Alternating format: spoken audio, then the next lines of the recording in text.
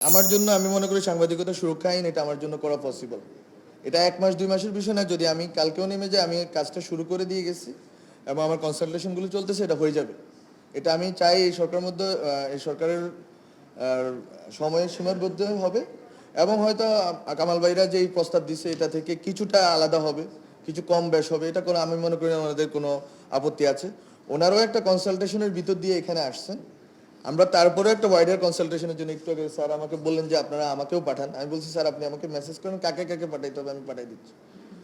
আমরা তো চাই যে সবার থেকে নিয়ে আমরা একটা করে দিয়ে যাই। এটা 3 পৃষ্ঠা 4 পৃষ্ঠার মাত্র একটা আইন, কিন্তু প্রক্রিয়াটা 2-3 মাসের।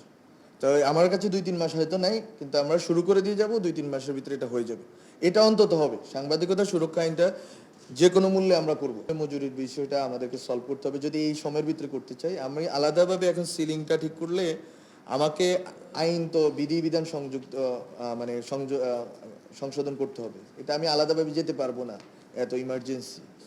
তো মজুরি অন্তত নবমটা যদি বাস্তবায়নের জন্য মালিক পক্ষ এবং সাংবাদিক পক্ষ যদি একসাথ হয়, তারপরে শ্রম মন্ত্রণালয়কে আমরা বললে আমরা মনে হয় যে এটা আগাইতে পারবো। আর রিট বা এইসব জিনিসগুলো আসলে হাইকোর্টের যারা এখানে উনি আছেন, সুব্রত দা আছেন, এটা আসলে চাইলে সম্ভব।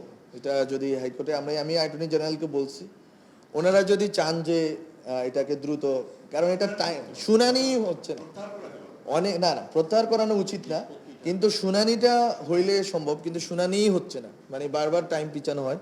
তো এটা যদি সরকার পক্ষ চাইলে এবং যারা বিবাদী পক্ষ তারা চাইলে এটা দ্রুত শুনানির ব্যবস্থা হয় হইতে পারে এবং এটা সম্ভব হইতে পারে।